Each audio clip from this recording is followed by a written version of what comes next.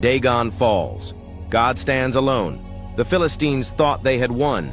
They had captured the Ark of the Covenant, the sacred symbol of the God of Israel. In their arrogance, they paraded it like a trophy of war, dragging it into the temple of their god, Dagon. They placed it beside Dagon's statue as if to declare, "Our God is greater than Yahweh." But God doesn't play politics with idols.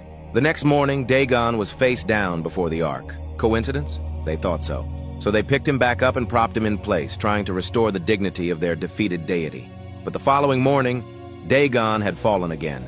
Only this time, it was worse. His head and hands were broken off. His lifeless stump lay before the Ark in silent humiliation. God was making it plain. He will not share his glory. Not with Dagon, not with Pharaoh, not with Baal, not with anyone. But it didn't stop there. Tumors broke out in Ashdod. Panic swept the city. So they sent the Ark to Gath. Same result. Then to Ekron, where the people screamed, "Send it away, it's killing us." And here's the truth that modern ears don't want to hear. Wherever the Ark went, terror followed.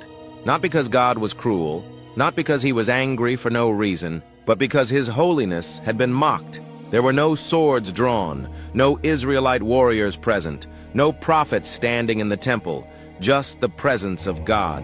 And that alone was enough to overthrow a false god, shake a nation, and reduce a proud people to begging for mercy.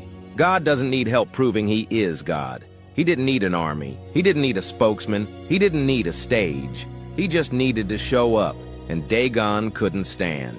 The Philistines tried to treat the Ark like a trophy, like a religious souvenir. But the Ark wasn't magical. It was holy.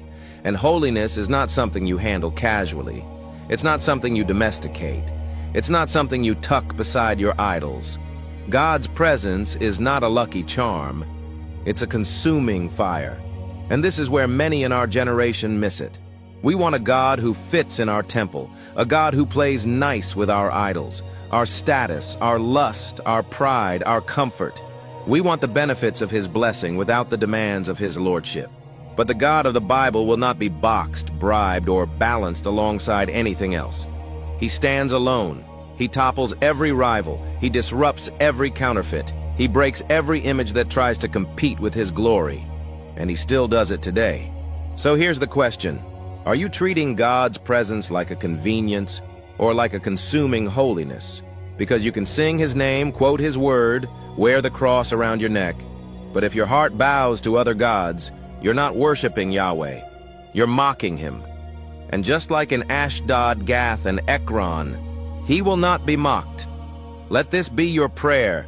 Lord, you are holy. Tear down every idol in my life, every false god I've lifted beside you. Forgive me for treating your presence casually. Remind me that you are not a symbol. I serve the living God who brings down every Dagon in my life. May your glory stand alone. Amen. If this story stirred something in you, don't scroll past it.